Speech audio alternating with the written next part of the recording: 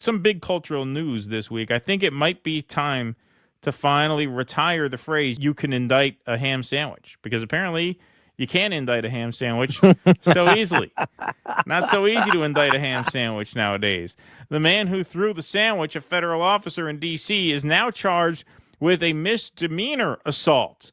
Why? Because federal prosecutors initially sought to secure felony charges against the man dubbed Sandwich Guy, but a grand jury declined to return an indictment. So the era of indicting ham sandwiches is over. That's right. The grand jury said, no, we are not indicting this drunken sandwich throwing douchebag on felony charges. But just to replay the scene of the crime, here is Kash Patel on the night this happened, or the day after, rather. The FBI arrested this individual last night. He has been charged with felony assault on a federal officer. Here it is. Oh, why is the volume is not even available for this clip? I don't know why. That's weird. But anyway, you get the, you get the picture. I love this guy. This guy, look, he throws it. Runs away. Oh, God. Oh, what a guy. What a guy. That guy, by the way, who you're looking at, remember, this is who Pam Bondi said was the deep state. So this is another win for the deep state that this guy was not indicted by a grand jury. If you touch any law enforcement officer, we will come after you, she says. I just learned that this defendant worked at the Department of Justice. No longer. Not only is he fired, he's been charged with a felony. This is an example of the deep state.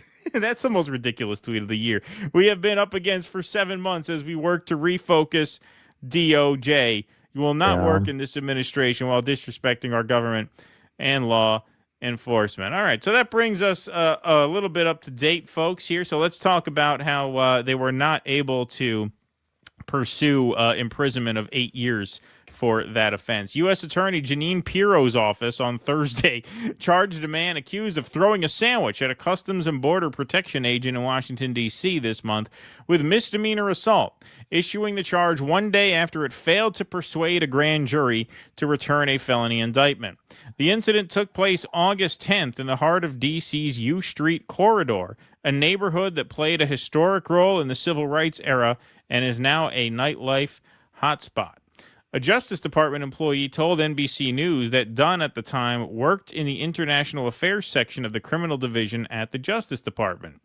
After the incident, Bondi said Dunn was promptly fired from the department, later writing in a statement, "You will not work in this administration while disrespecting our government and law enforcement." Federal prosecutors initially sought to charge Dunn with felony assault, which requires a grand jury indictment from a panel of Washington residents. But a jury on Wednesday declined to return an indictment, an implicit suggestion that residents did not identify sufficient probable cause to back the charge. So just so everybody knows, it is extremely rare. This is where the phrase "you can indict a ham sandwich" comes from. It is extremely rare for the government not to secure an indictment when they want one, especially on federal charges. I think the indictment rate is something like 80 to 95%, depending on the particulars of the case. Well, that's what they did with Abrego Garcia. Right. They got a couple of actual human smugglers to cut a deal with them to just say whatever they wanted, and they got the grand jury to indict. Right. Exactly. And so the fact that they could not indict on felony charges is significant. Misdemeanor sentencing is much, much less than felony sentencing. Misdemeanor is up to 1 year in jail, which he almost certainly will not get. He'll probably end up paying a fine. That's probably what will come of this. Whereas the felony charge carries, obviously, the maximum sentence of 8 years, which they were salivating to give this guy. The decision... I mean, if he's smart, he starts a podcast, man. They'll probably give him $8,000 a month now. Yeah, he'll get Jersey Mike's to sponsor it or something like that. Yeah. The decision is not the first time a D.C. grand jury has opted as condiments to sponsoring it. Heinz ketchup, Golden's mustard. The decision is not the first time a D.C. grand jury has opted against signing off on charges, with prosecutors repeatedly having failed to secure a felony indictment against the woman who was arrested on suspicion of assaulting FBI agents during an immigration-related protest last month, the New York Times reported. The jury's decision also signaled a mounting backlash among D.C. residents to Trump's surge of federal law enforcement personnel, which critics have panned as unnecessary, a scare tactic, and racially motivated. So I like this joke. I put this one in here for Russell. I knew he would love this.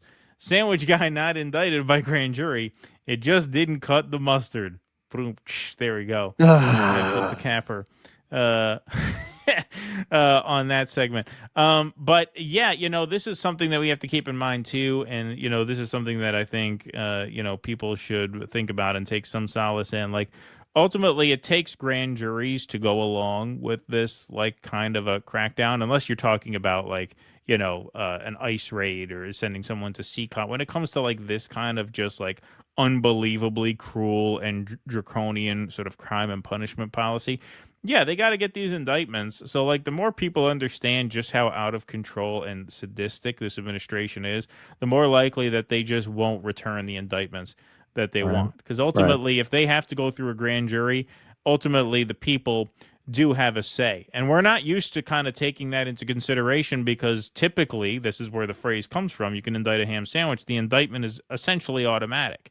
But it doesn't have to be. It doesn't have to be. They're hitting a few snags here because to the average person, especially in a place like D.C., which is overwhelmingly anti-Trump at the residential level, they understand that this is all just extremely wrong-headed at best, mean-spirited and sadistic and fascistic and authoritarian at worst. And this is a trademark of fascists, an obsession with crime and punishment. The idea that Kash Patel, I mean, Pam Bondi is on MAGA's shit list because of the Epstein stuff anyway. But the idea that, and so is Kash Patel to a certain extent, not as much as her.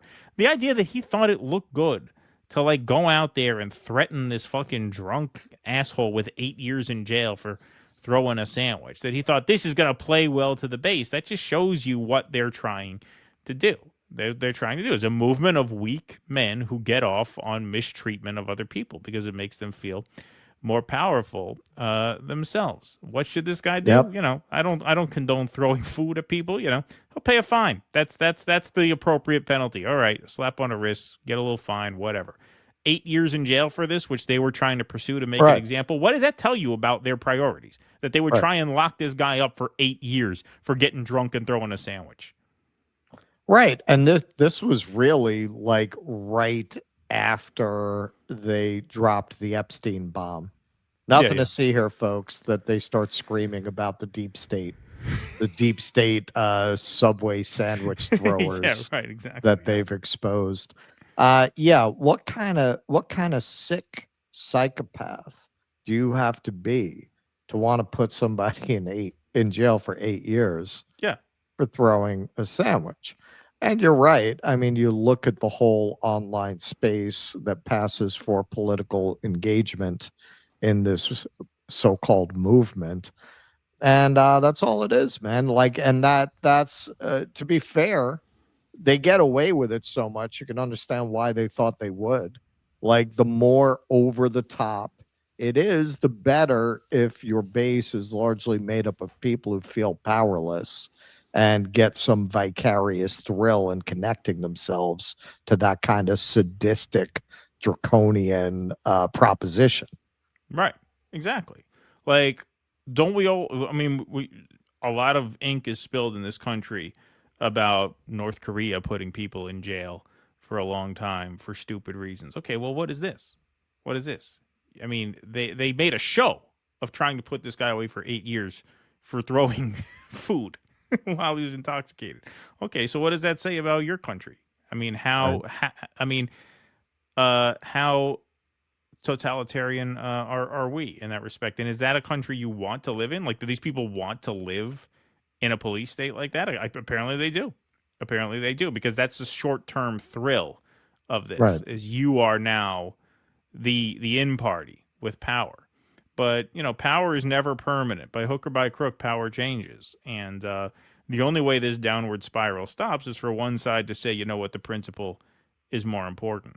And, the Democrats made a lot of mistakes overstepping in that way. And mistakes is a generous way of putting it. They did a lot of it knowingly and willfully. The January 6th persecutions, putting trying to lock up a guy like the Jacob Chansley, the Hager, the horrible guy, a Right, diagnosed schizophrenic who's on right. camera, Sure, not hurting anybody, just led sure. from room to room. They wouldn't let his lawyers use that in court against them. I mean, so no, they were absolutely horrible. And now this is an escalation. The only way it stops is for one party to say, you know what? If it doesn't stop here, we're all going to be living in a society that we don't like very much. And it seems like neither side is really willing to, blow the whistle on that and realize that.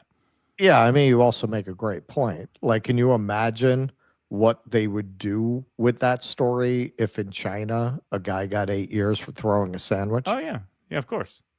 Or Russia, or any country we have an antagonistic relationship with. Oh yeah, Fox News would the New York Post, all these right wing tabloid outlets would point to that as an example of how free we are compared to them. Yeah. Right. That's why you should be glad. What we have our problems, but we don't lock people up for 8 years for throwing a sandwich. Right. Exactly. Except when we do. Except for when we do. Right. Or we try. Luckily, in this case, the good people of D.C. intervened and said no indictment. Sorry. Please clap.